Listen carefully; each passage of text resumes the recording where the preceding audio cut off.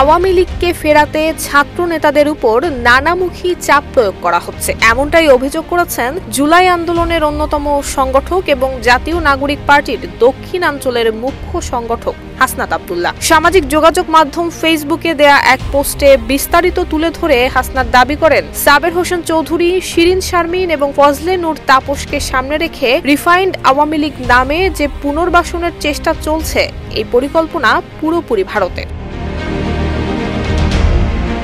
হাসনাত দাবি করেন, একটি বিশেষ জায়গায় নিয়ে গিয়ে তাদের আওয়ামী লীগ পুনর্বাসনে সমঝোতার প্রস্তাব দেয়া হয়। আরও বলা হয়, এরই মধ্যে একাধিক রাজনৈতিক দলকেও এই প্রস্তাব দেয়া হয়েছে এবং তারা শর্ত সাপেক্ষে আওয়ামী লীগ পুনর্বাসনে রাজি হয়েছে। সেই সাথে রিফাইন্ড আওয়ামী লীগ যাদের দিয়ে করা হবে, তারা এপ্রিল-মে থেকে শেখ পরিবারের অপরাধ স্বীকার করবে এবং শেখ হাসিনাকে অস্বীকার করবে। ওয়ালটন আবারও মিলিনিয়ার অফারে ওয়ালটন ফ্রিজ কিনে আপনিও হয়ে যেতে পারেন মিলিয়নিয়ার। মিলিনিয়ার ছড়াছড়ি দেশ জুড়ে, এটা শুধু ওয়ালটেনই পারে।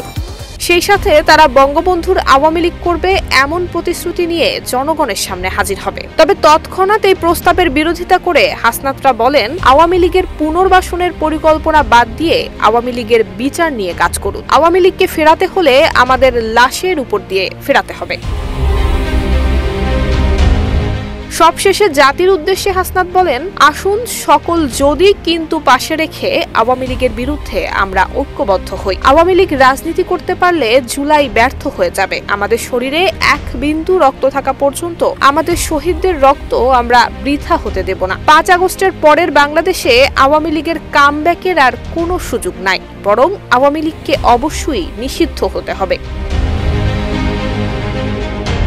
ঝড়ের গতিতে সামাজিক মাধ্যমে ছড়িয়ে পড়ে হাসনাতের এই পোস্ট। সেখানে ভিন্ন ভিন্ন প্রতিক্রিয়া দেখা যায় নেটিজেনদের। নুসরাত জাহান মেহেক, ঢাকা পোস্ট।